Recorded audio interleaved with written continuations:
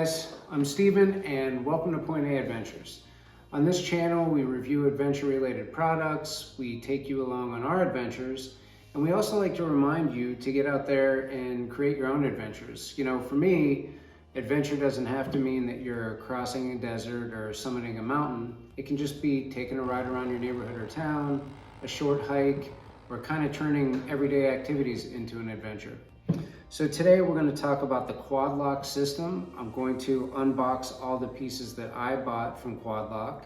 I'm then going to install them on my Honda CB300R, and I'll give you a little bit of a first impression. This won't be a full review video. I'll do that after I've ridden with a Quad Lock for a while, and I can give you a more informed decision. So jumping right into it, this is the Quad Lock Motorcycle Handlebar Mount. I chose the handlebar mount because I didn't want anything hanging off my mirror. I didn't like the idea of something on the brake reservoir, so I got the handlebar mount. Let's go ahead and open it up. And right away, right on the tag, it says, "For those about to lock, we salute you." So I guess Quad Lock is kind of a fun company. Let's see what's in this first box. Oh, I opened it up upside down. So in the motorcycle handlebar mount box, we have, looks like some stickers. Looks like instruction, warranty papers. And this is the handlebar mount. So they do supply with it different size rings for different size handlebars, which is nice. This is the mount itself, and this is the piece that actually locks your phone into place. So Quad Lock does include a little Allen wrench to, I guess, work every piece of hardware on this thing. I do have it on this arm. I'm not sure if I'm going to omit this arm. My feeling is that this may put the phone in a position where it blocks my speedometer, and I'm not going to want that. So I will show you that on the install, and I'll decide the best position for my phone and whether or not this arm makes the cut. So like I said, it does have a little Allen key. And the next item that I got was the vibration dampener. And why I got the vibration dampener is because I've watched 20 YouTube videos that talk about the Quad Lock damaging the phone, or the camera on the iPhone.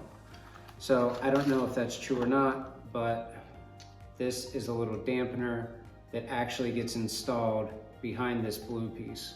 So it'll absorb the shock as you're going down the road. So that's the vibration dampener. Next we have the iPhone case itself. I have the iPhone 13. So let's see what's in here. Again, for those about the lock, we salute you. These guys are a lot of fun. So we have basic looking phone case. You know what? It's not as bulky as I thought, and I kind of like that. You can see where it does lock in right here, but not a bulky case. I'll show you the case on my phone whenever I do that part. And the last thing I got was this little poncho. So this is to keep in your bag, throw on in case of rain, and keep your iPhone from being destroyed. So let's see what this thing looks like. Yeah, just a basic piece of rubber. You can see it slips right over your phone and protects it in case of rain. So this is the Quad Lock system that I bought. You have the handlebar mount, the vibration dampener, this is the iPhone case, and this is that rain poncho. So moving on, I think I'll install it on the bike and tell you how I think it's going to perform. Obviously, I bought the Quad Lock so I could mount my phone to the handlebars. And the main reason for that was navigation. 9 times out of 10, when I'm riding my bike, I know where I'm going. I'm either going around these twisty backcountry roads or I'm joyriding around town. But sometimes I want to use the bike for errands. So if I need to find a doctor's office or a shopping area or whatever, I need navigation. I don't want to be digging into my pocket for my phone when I'm at stop signs or stoplights. The second reason I bought the quad lock system was I may install an EchoComm system in my Scorpion helmet. And if I do that, I can take phone calls when I'm riding. I can even pump in some light music. So let's get right into the install and see what the quad lock looks like on the handlebars. Like I showed you in the unboxing, quad lock does include a 28, 25, and 22 millimeter spacer ring. So these handlebars are actually pretty thick for a beginner bike. I'm gonna go with the 28 millimeter, and that was it. It fits like a glove, and I'm just gonna center that right in the middle of my handlebars. The next piece to go on is the mount itself. Now, these spacer rings are channeled, so you just slip the mount on. You can kind of snug that up and it stays in place, which couldn't be easier. And again, they included an Allen key.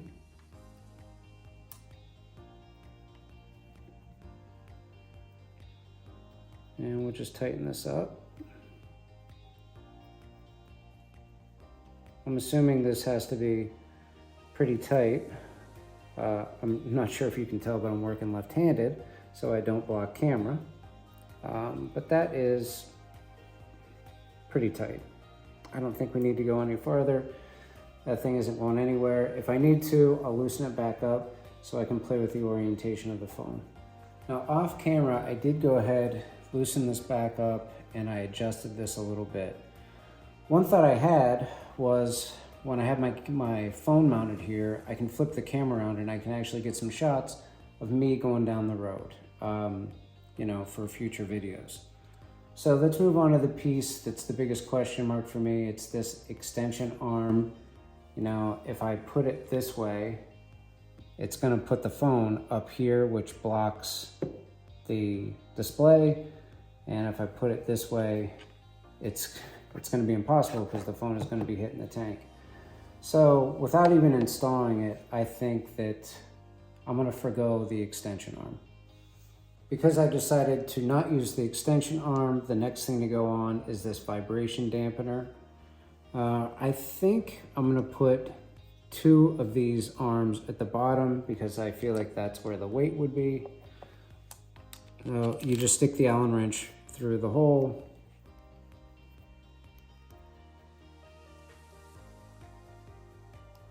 And this is going on pretty easy. I'm just gonna have to make sure that it doesn't interfere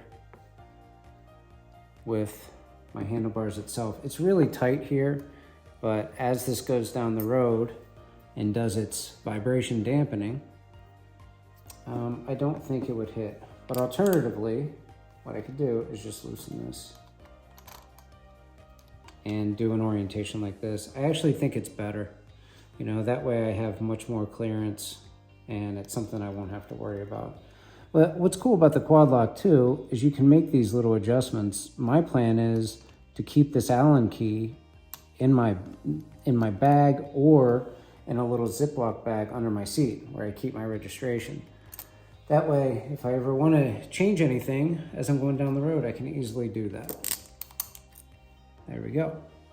Last piece going on is the piece that puts the lock in quad lock, I guess. It's the piece that actually locks your phone to the handlebars. So this has to be installed on top of the vibration dampener, of course, because this is the part that holds your phone and the vibration dampening happens underneath it.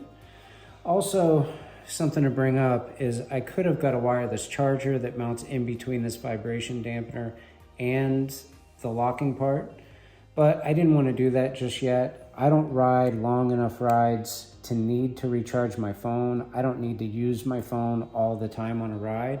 And I also have a portable charger that I can charge my phone while I'm on the road if need be. I already put the case on my phone, so there's the quad lock case on my phone. Like I said, it's slender. I've had it in my pocket. Doesn't bother me in the pocket. Now I'm gonna clip my phone to the quad lock. And admittedly, the first couple times I've done this, it's taken a little bit of effort. So I want to turn my camera on. There it is. The quad lock is installed. What I'm going to do is try to get you a shot of me with my helmet on as if I were going down the road and see if that's something that I could actually use.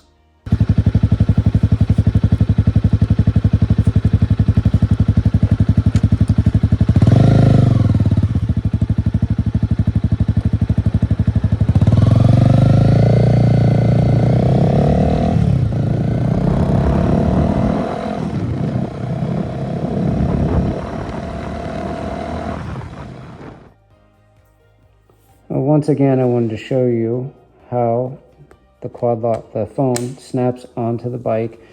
There's like a 2-minute learning curve. It's not very difficult, but it did take me a couple times to get it right. As you can see, I can see right over the phone, no problem seeing the display.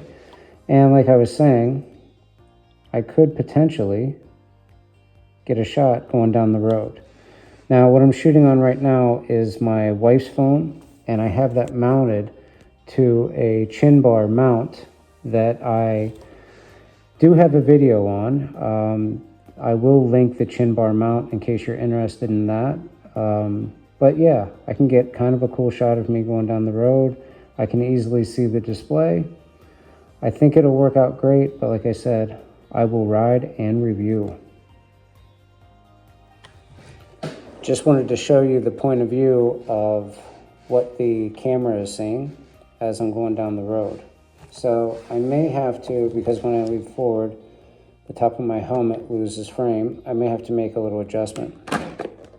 But that's basically the shot that I would get of me going down the road. So kind of cool. Maybe I will use that.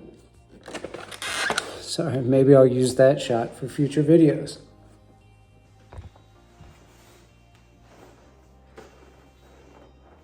We got the quad lock installed on the bike. I think it looks great and it's going to work out well. I chose this horizontal orientation, not that I really had to. You don't have to make an adjustment with the quad lock if you want to have your phone vertical or horizontal. Horizontally, it doesn't block the speedometer. I think that's going to work out better for me. But like I said, I'm going to ride with this quad lock and my phone mounted on here for a while. I'll come back and I'll shoot a full review. I want to thank you for watching this video and supporting Point A Adventures. If you do like this content, please like, subscribe, and share with your friends. It'll help Point A Adventures grow and keep providing you with adventure-based content.